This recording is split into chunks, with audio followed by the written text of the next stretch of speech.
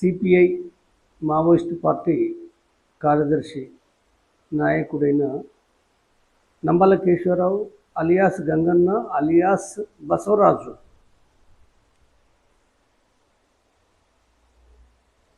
నాకు అంటే 1994-95 నుండి నాకు పరిచయము. నేను 1984 లోపల ఆ పార్టీలో చేరినప్పటికీ నేను ఉత్తర తెలంగాణలో పనిచేస్తున్న గంగన్న మొట్టమొదటి నుంచి దండకార్యాలయం లోపల తూర్పుగోదావరి జిల్లా లోపల పనిచేస్తూ ఆ దండకార్యానికి నాయకుడిగా తను అభివృద్ధి అయిన క్రమం అవుతుంది. అయితే నాకు 94-95 లోపల పరిచయం అయినప్పటి నుంచి 2017 వరకు కూడా నాకు అనేక సందర్భాల లోపల కూడా మేము కలియడము మాట్లాడుకోవడం జరిగింది. వివిధ కమిటీల్లో 2001 లోపల నేను కేంద్ర కమిటీ లోపల నేను చేరిన అంటే గంగన్న 1991 నుండి కేంద్ర కమిటీ లోపల కొనసాగుతూ వస్తున్నాడు. అప్పటి నుండి కూడా అంటే నాకు 2001 నుంచి 2017 వరకు కూడా వివిధ కమిటీ మీటింగ్లలో మేము కలియడము, వివిధ ప్రయాణాల పూట కలిసి నెల రోజులు 15 రోజులు ప్రయాణం చేయడము, ఒకే దగ్గర కూడా నెల 15 రోజులు కూడా మేము ఉండడం అనేది కూడా అనేక సందర్భాల్లో కూడా జరిగింది. కాబట్టి ఈ నేపథ్యం లోపల గంగన్న గురించిన నాకు తెలిసిన ఏవైతున్నాయో అంటే జ్ఞాపకాలకు సంబంధించింది నేను అంటే నా జ్ఞాపకాలుగా నేను ఇక్కడ వివరిస్తాను. మొదటగా ఈ జ్ఞాపకాల లోపల అంటే మీడియా కథనాల లోపల అంటే ఒక ప్రముఖమైన ఒక వార్తగా ఏమొస్తుందనంటే గంగన్న మిలిటరీ చీఫ్గా పనిచేసిండు. తర్వాత చీఫ్గా పనిచేసిండు కాబట్టి అనేకమైన ఒక యాక్షన్లు అలిపిరి ఘటనలో లేదా నయాగఢ్ లేదా కోరాపుటు లేకపోతే అక్కడ మన బలివెల ఘటన లోపల ఇంకా అనేకమైన కొన్ని యాక్షన్స్ లోపల గంగన్న ప్రముఖంగా పాల్గొన్నాడు, అతనే నాయకత్వం వహించిందని చెప్పి కూడా అవి వస్తున్నాయి. అంటే ఒక రకంగా అంటే గంగన్న ఏదైతే ఒక మిలిటరీ నాయకుడు అనేది అంటే ఎస్టాబ్లిష్ చేయడం అనేది జరుగుతుంది. కాబట్టి వాస్తవాలు ఏంటి అంటే ఈ వాస్తవాలను కూడా ఏంటంటే అసలు అంటే తన యొక్క గంగన్న జీవిత విశేషాలు చెప్పడం ద్వారా ఇలా వాస్తవాలు ఏంటి ఎంతవరకు ఉన్నాయి తర్వాత అసలు ఎట్లా అర్థం చేసుకోవాలనేది కూడా అర్థం చేసుకోవచ్చు. మొట్టమొదటిగా గంగన్న జీవితానికి వస్తే నాకు తెలిసింది నాకంటే మొదటగా అక్కడ పార్టీలు ఉన్నప్పుడు కానీ ఆ తర్వాత కానీ నాకు అర్థమైన విషయం ఏంటంటే గంగన్న శ్రీకాకుళం జిల్లాలో ఒకట జిఎన్నపేట గ్రామంలో ఒక టీచర్ కుటుంబంలో ఒకట జన్మించిండు. తను అంటే తన మొత్తంగా గ్రామంలో ఉన్నప్పుడు కూడా ఒక కష్టజీవిగా అక్కడ ఉన్నాడనే విషయం కూడా మనం అంటే అర్థమవుతున్న విషయాలు. ఆ తర్వాత 1974 లోపల 1974 అంటే అప్పటికే నక్సలైట్ ఉద్యమం దెబ్బతిని తిరిగి మళ్ళీ పీపుల్స్ వార్ నాయకత్వంలో కూడా కొంత అభివృద్ధి అవుతున్న ఒక ప్రారంభమైన కాలం కూడా అని చెప్పుకోవచ్చు. అప్పటికే అక్కడ రాడికల్ విద్యార్థి సంఘం కూడా అప్పటికే అది ప్రారంభమై వరంగల్ లోపల కూడా కార్యకలాపాలు కొనసాగిస్తున్న కాలంగా కూడా అది ఉంది. అయితే అలాంటి నేపథ్యం లోపల 1974 లోపల తన ఇంజనీరింగ్ మొదటగా బీటెక్ చదువుతున్న సందర్భంగా కూడా వరంగల్ లోపల అనేక కాలేజీల లోపల యూనివర్సిటీ లోపల విద్యార్థులందరూ కూడా సాధారణంగా మెజారిటీగా కూడా రాడికల్స్ లేకపోతే పీడిఎస్ కూడా ఉన్నారు. కొంతమంది విద్యార్థి రంగం లోపల ఆనాడు బీజేపీకి సంబంధించిన అనుబంధ విద్యార్థి సంఘం ఏదైతుందో ఏబీవీపీ కూడా అక్కడ ఉంది. కానీ ప్రధానంగా ఆ మొత్తం లోపల కూడా ఆనాటి కాలం లోపల రాడికల్ విద్యార్థి సంఘం అనేది అక్కడ కార్యకలాపాలు కొనసాగిస్తున్నది.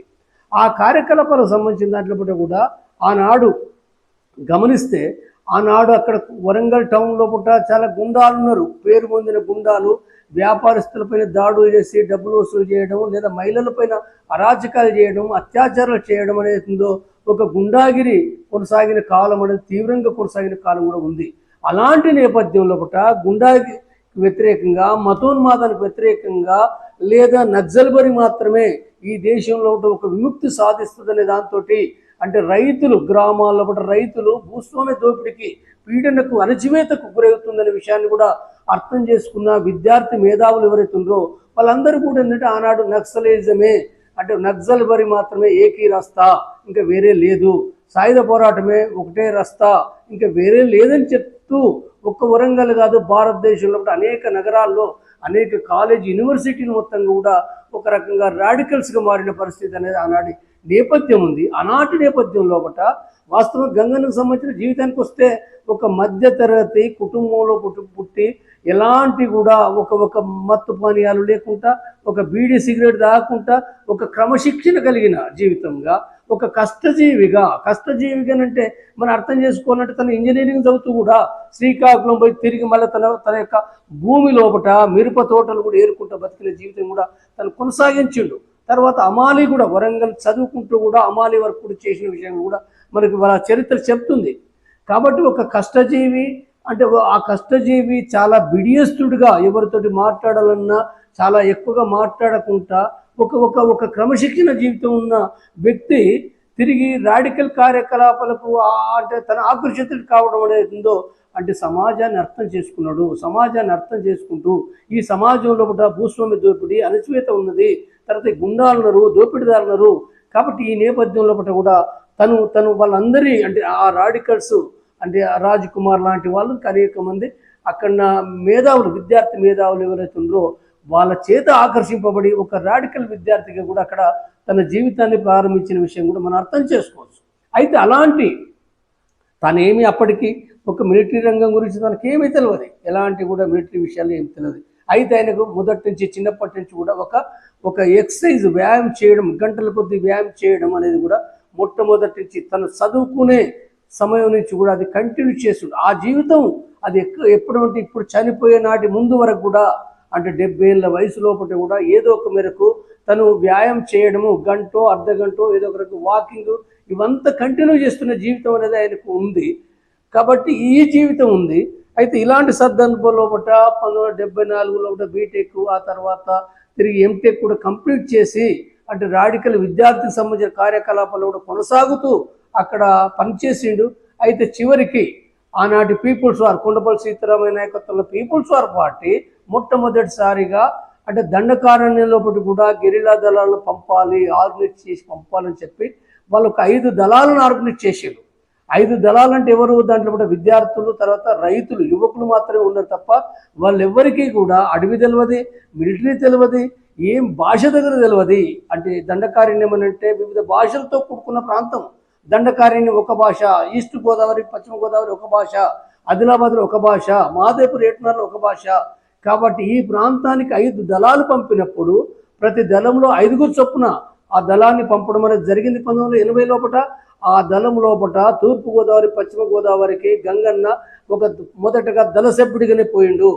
కానీ కొద్ది కాలంలో అక్కడ తన ఒక ఆర్గనైజర్ కమాండర్గా కూడా అక్కడ అయిండు. అంటే అదే సమయంలో బస్తర్లో కూడా ఒక దళము, తర్వాత మనకు గడిచిరోలు లోపల కూడా ఒక దళము, తర్వాత ఆదిలాబాద్లో ఒక దళము, మహాదేవ్పూర్ ఏటనార్ లోపల కూడా ఒక దళం అనేది ఉండిందంటే ఆనాడు ప్రారంభమైంది అది.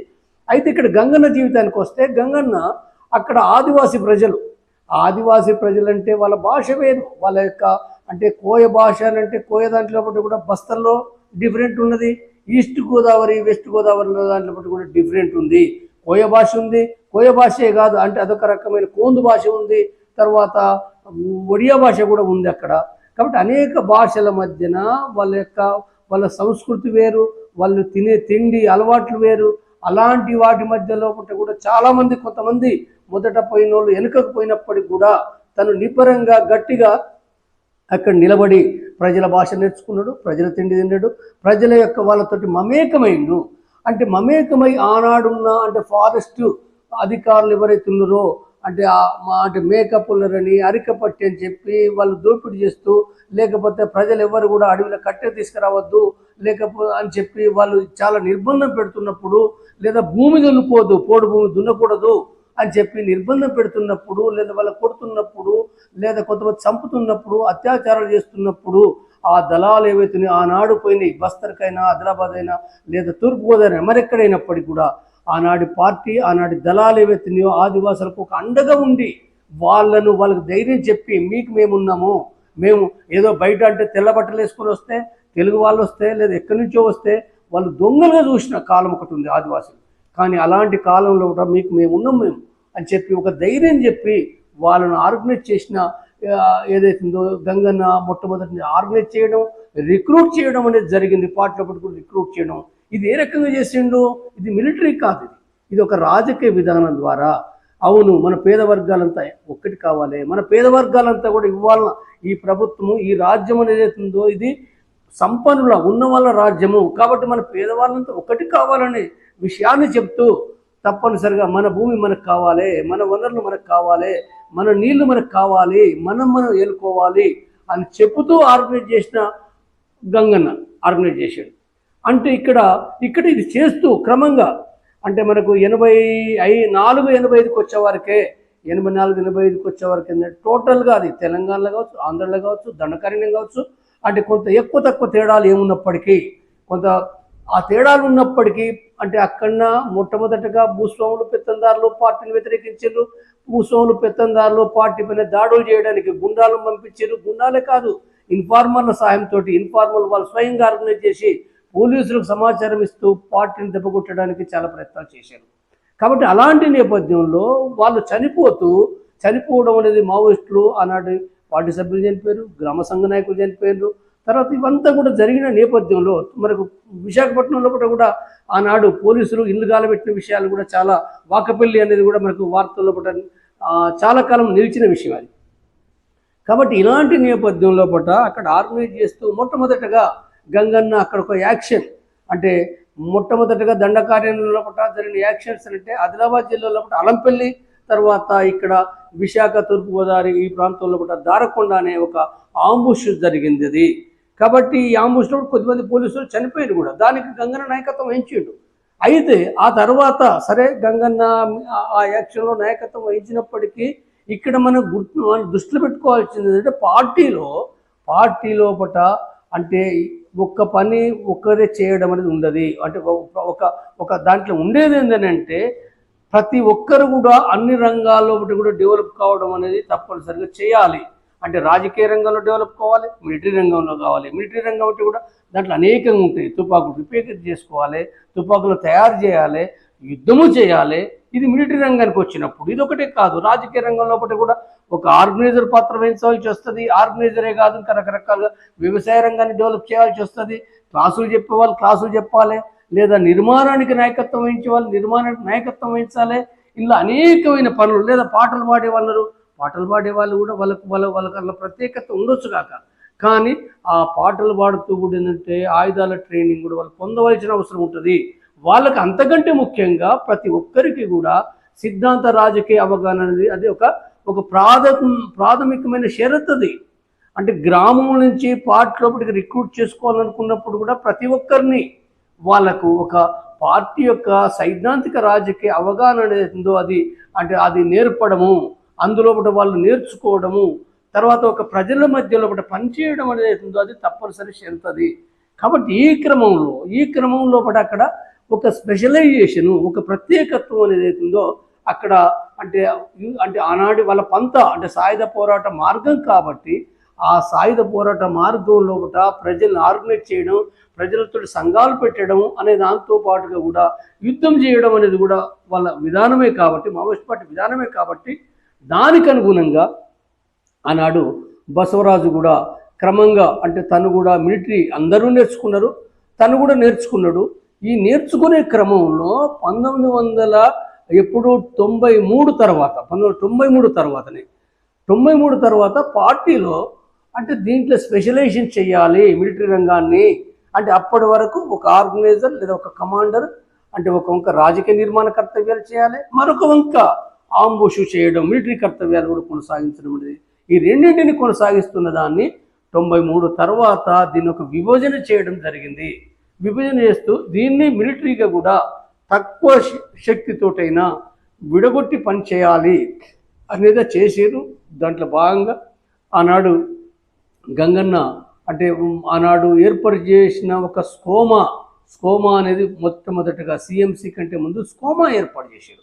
ఆ స్కోమాకు కూడా తను నాయకుడిగా తను కొనసాగిండు ఆనాటి నుంచి ఆ తర్వాత మొట్టమొదటిగా స్కోమాగా, ఆ తర్వాత తిరిగి మళ్ళీ 2001 తర్వాత మాత్రమే 2001 దాన్ని సిఎంసి సెంట్రల్ మిలిటరీ కమిషన్ అనేది ఏర్పాటు చేయడం జరిగింది. దానికి సిఎంసికి చీఫ్గా బసవరాజు ఉన్నాడు. అంటే సిఎంసి అని అంటే ఇక్కడ అంటే ఒక మిలిటరీ ప్రత్యేకత్వం అని అంటే వాస్తవంగా మావోయిస్టు పార్టీ లోపట అంటే ఇది ఒక కమ్యూనిస్ట్ పార్టీ కాబట్టి ఈ కమ్యూనిస్టు పార్టీ లోపట అవసరాల రీత్యా వేరు వేరు ప్రత్యేకతలు ఉండొచ్చుగాక, కానీ ప్రత్యేకతలు ఉన్నంత మాత్రాన సిద్ధాంత రాజకీయాలనే అనే విషయాలే అవి ప్రధానమైనవి, కీలకమైనవి. కాబట్టి అందులో బసవరాజు కూడా మొదటి నుంచి కూడా తను ఒక ప్రజానాయకుడిగా ఒక సిద్ధాంత రాజకీయవేత్తగా ఎదిగిన క్రమమే అక్కడ కనబడుతుంది. ఎదిగింది కాబట్టి అక్కడ ఆ రకంగా ఎదిగింది కాబట్టి అక్కడ తను ఒక రాష్ట్ర కమిటీ మెంబర్గా, సెక్రటరీగా, కేంద్ర కమిటీ మెంబర్గా, కేంద్ర కార్యదర్శిగా ఎదిగిండు. ఎదిగి అంటే ఆ కమిటీ లోపల సిద్ధాంత రాజకీయ విధానాలు పరిష్కరించడానికి కేంద్ర కమిటీలు తీసుకుంటారు తప్ప ఎంత బ్రహ్మాండంగా యాక్షన్ చేసినావు అనే దాన్ని బట్టి కాదు. బ్రహ్మాండంగా యాక్షన్లు వేరు వేరు వ్యక్తులు చేయొచ్చుగాక, చేసినంత మాత్రాన యాక్షన్లను బట్టి ఉండదు. అది ఒక సిద్ధాంత రాజకీయ విషయాలను పరిష్కరించే వాళ్ళు మాత్రమే దాని ప్రకారంగా నాయకత్వంకి వస్తారు. కాబట్టి ఇది ఈ క్రమము ఏదైతే ఉందో మనకు మొట్టమొదటగా అంటే బసవరాజును మనం అర్థం చేసుకోవడం ఇది జరగాలి. అంటే ఇప్పుడు అయితే సిఎంసి చీఫ్గా ఉన్నాడంటే మరి మిలిటరీ లోపల ఆయన పర్ఫెక్ట్ కాదంటే అవును పర్ఫెక్టే. తర్వాత వివిధ యాక్షన్లకు డైరెక్ట్గా ఆయన ఎక్కడ మొట్టమొదటగా తను 1, 2, 4 తప్ప ఆ తర్వాత ఎప్పుడు కూడా స్వయంగా ఆయన ఎప్పుడు యాక్షన్లో పాల్గొలేదు. అది నాకు తెలుసు, స్పష్టంగా తెలుసు. ఆయన ఏ యాక్షన్లో కూడా ఆ తర్వాత పాల్గొలేదు. అయితే ఒక సిఎంసి చీఫ్గా కొన్ని విధానాలు, మిలిటరీ విధానాలు అన్నట్టు ఇప్పుడు భారత మిలిటరీ అవలంబించిన శుద్ధ మిలిటరీ విధానాలు కావు. ఆ మిలిటరీలో ఉండే వాళ్ళకు రాజకీయాలతో సిద్ధాంతాలతో వాళ్ళకి సంబంధం లేదు, ఉండదు కూడా. ఇది ఒక భారతదేశం కాదు, ప్రపంచంలో ఏ మిలిటరీ అంటే ప్రభుత్వాలకు సంబంధించిన ఏ మిలిటరీ అయినప్పటికీ వాళ్ళకు రాజకీయాలు కానీ సిద్ధాంతాలు కానీ వాళ్ళకి అనవసరం. వాళ్ళకు ఉద్యోగ డ్యూటీ చేస్తున్నారు కాబట్టి ప్రభుత్వము ఏదైతే చేయాలంటుందో విధిగా చేయవలసిందే. ఇప్పుడు మనకు శవాలిచ్చే విషయంలో ఉంది. ఛత్తీస్గఢ్లో కూడా శవాలిచ్చే విషయంలో కూడా వాళ్ళ కేశవరావు బంధుమిత్రులు పోతే వాళ్ళు ఏం చెప్పారు, చివరికి చెప్పింది ఏంటంటే ఇదంతా మాకు సంబంధించిన కాదు, ఇది ప్రభుత్వం ఏది చెప్తే మేము అది వినాల్సిందే తప్ప మేమేం చేయలేమనే విషయం కేశవరావు వాళ్ళ సోదరునితో మాట్లాడాడు. కాబట్టి మిలిటరీ పోలీసులు అనేది ఏందో ఒక ఉద్యోగ ప్రకారంగా వాళ్ళు చేసే డ్యూటీయే తప్ప మరొకటి కాదు. కానీ మావోయిస్టు పార్టీకి వచ్చేవరకు అది కాదు. మావోయిస్టు పార్టీ ఏదైతుందో ఒక కమ్యూనిస్ట్ పార్టీ, అది ప్రజల గురించి ఆలోచించడం ఒక ప్రైమరీ విషయము.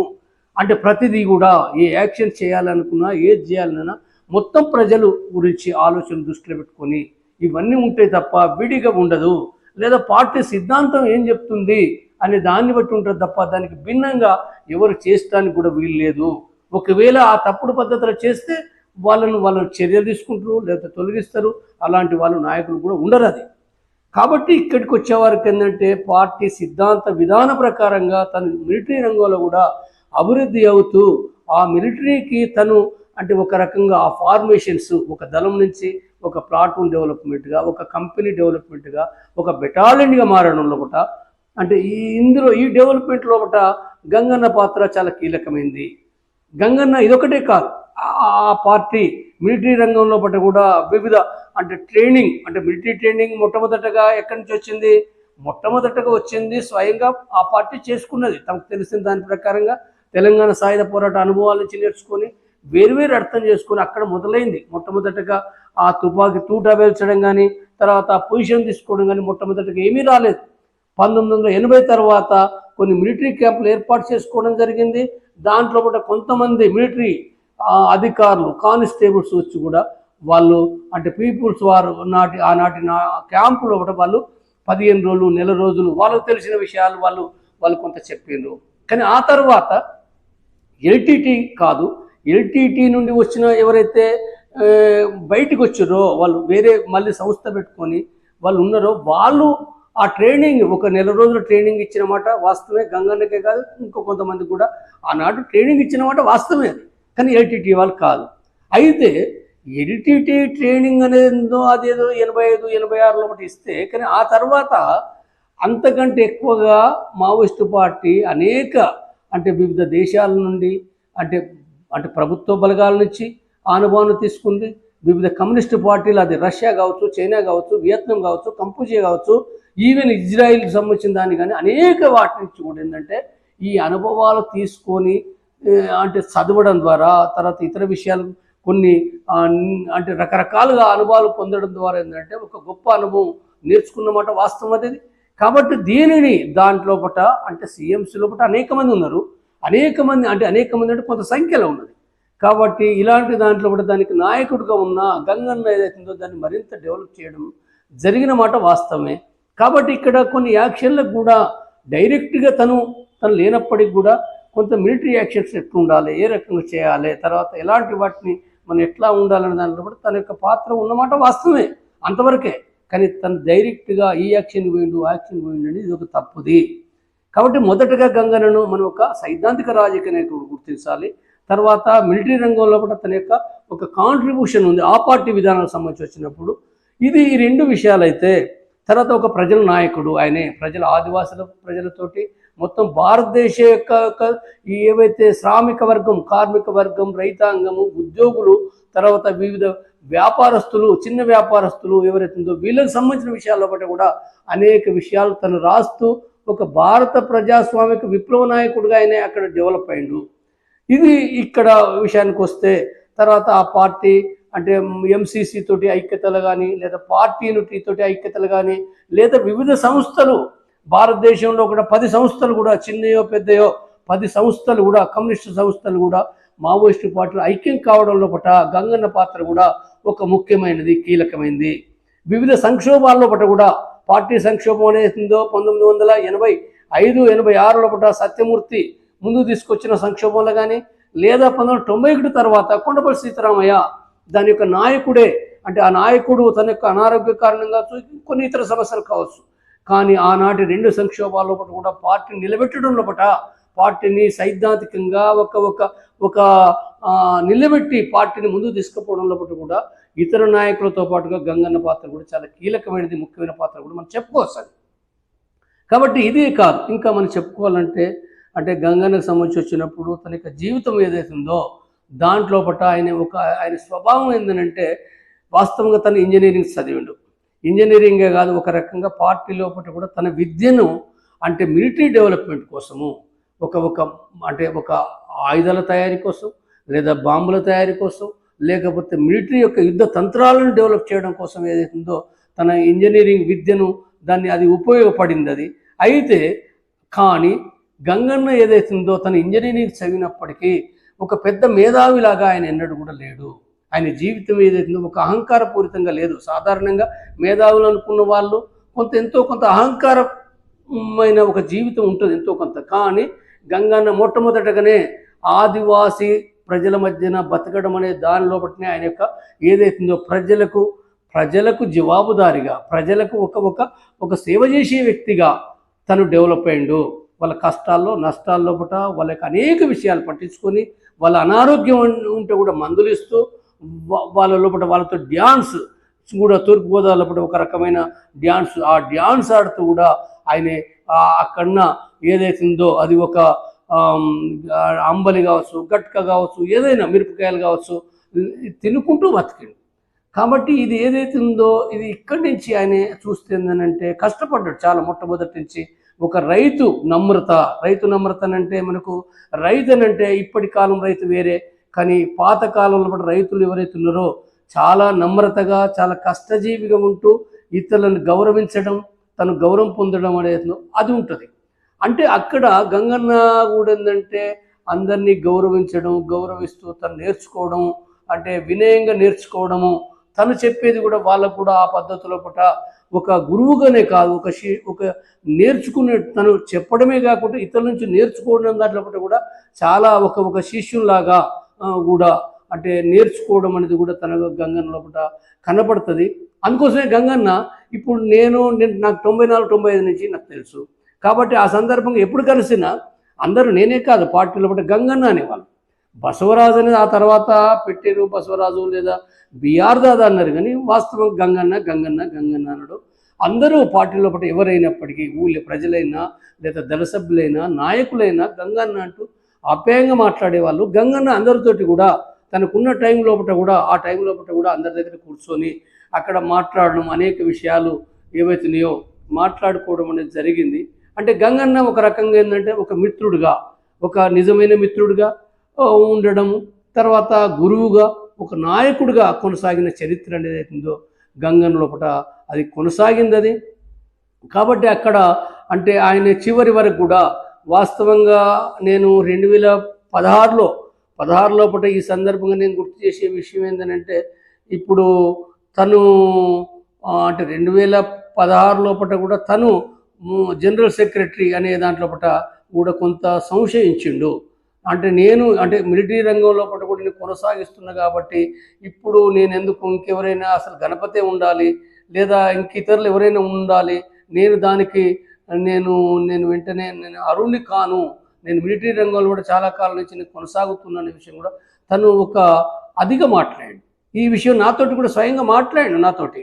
తను మాట్లాడినప్పుడు కూడా లేదు అది గంగన్న నువ్వు ఉండాల్సిందే, అంటే గణపతి కూడా ఏంటంటే తన అనారోగ్యము పరిమితుల రీత్యా తను వెనుకకు తగ్గడం అనేది అంటే కేంద్ర కమిటీలే ఉన్నప్పటికీ గణపతి పొలిట్ బ్యూరోలో కూడా ఉన్నాడు. కానీ అయినప్పటికీ కూడా మరి ఇప్పుడున్న స్థితి లోపల అది నువ్వు ఉండడమే కరెక్టు, తర్వాత ఇంకా వేరే అనేది కూడా అందరూ కూడా నిన్నే కోరుకున్నారు కదా, కాబట్టి అని చెప్పి మాట్లాడినప్పుడు కొంత సంశయంతో కూడా తను అంటే ఆ జనరల్ సెక్రటరీ పదవి అనేది ఉందో అంటే తను ఆ తర్వాత కొనసాగించింది 7 ఏళ్ల కాలంలో కూడా మనకు కనపడుతుంది అది. కాబట్టి ఇక్కడ అంటే గంగన్న ఏనాడు పదవుల కోసము పేరు ప్రతిష్టల కోసం కూడా ఏనాడు కూడా పాకులాడలేదు. ఒక నిజమైన కమ్యూనిస్ట్ జీవితంగా కమ్యూనిస్టుగా తను తన కష్టాల్లో పట్ట కానీ విలువలు కానీ ఒక ఆదర్శాలు తోటి ఆదర్శ నాయకుడిగా ఉన్నాడు. ఆదర్శ నాయకుడు వాస్తవంగా చాలా ఆదర్శాలు ఒకనాడైతే మొట్టమొదటిగా 1980లో ఆనాటి దళాలు చెప్పులు కూడా వేసుకోలేదు, వాళ్ళు గుట్టలు తిరుగుతూ ముళ్ళల్లో నడుస్తూ కూడా చెప్పులు కూడా వేసుకోలేదు. అది ఎందుకు చెప్పులు వేసుకోవాలంటే లేదు మనకు చెప్పులు దొరికాయి, మనకి ఎక్కడి నుంచి వస్తాయి కాబట్టి చెప్పులు లేకుండానే తిరగాలి, మన కాలు గట్టిపడాలన్న దాంతో కూడా ఉన్నారు వాళ్ళు. చెప్పులు మాత్రమే కాదు, ఆనాడు మొదటి కాలంలో పట్టయితే పెళ్ళిళ్ళు కూడా చేసుకోవద్దు అనుకున్నారు. పెళ్ళిళ్ళు చేసుకుంటే పిల్లలు అవుతారు, పిల్లలైతే మళ్ళీ గిరిలా జీవితం కష్టమవుతుంది కాబట్టి పెళ్ళిళ్ళు చేసుకోవద్దు అనుకున్నారు.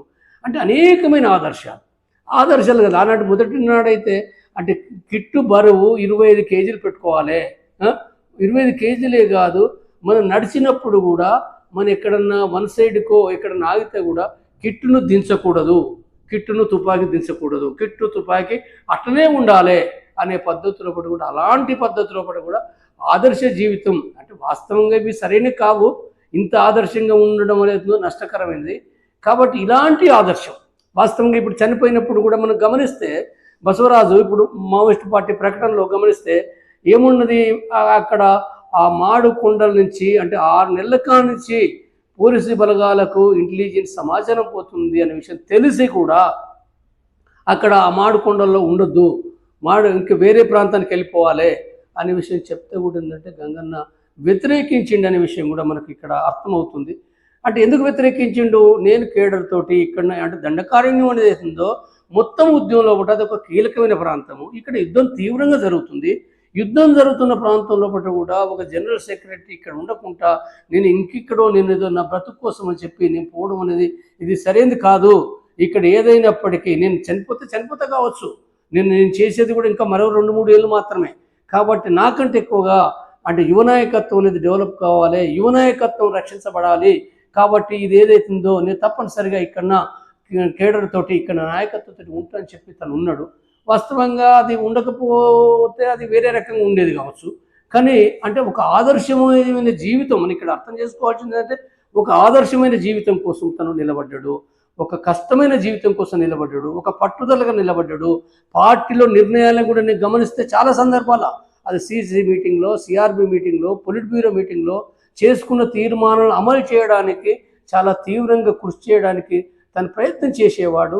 ఇతరులు చేయలేనప్పుడు ఎందుకు చేయలేదు, ఇది చేయాలి కదా, మనం ఎందుకు ఉదారవాదంగా ఉంటున్నాము, ఖచ్చితంగా దానిపైన ఒక స్పిరిట్ తోటి ఒక పట్టుదలగా చేయాలనే దాన్ని కూడా తను నిరంతరం మాట్లాడేవాడు.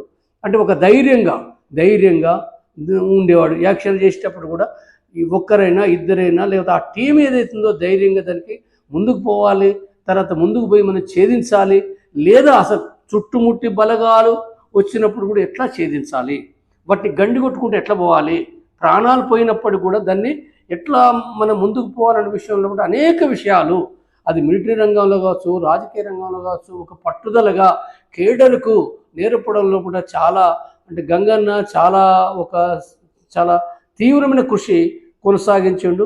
తర్వాత ఇంకా మనం చెప్పాలంటే అంటే గంగన్న జీవితానికి వస్తే గంగన్న జీవితము ఏదైతుందో తను ఒక ఆదివాసి యువతిని అంటే గడిచిరోళ్ళకి సంబంధించిన ఒక మహిళను కూడా పెళ్లి చేసుకోవడం జరిగింది. అది తర్వాత 2010 ప్రాంతంలో శారదక్క అని కూడా ఆమె చనిపోయింది.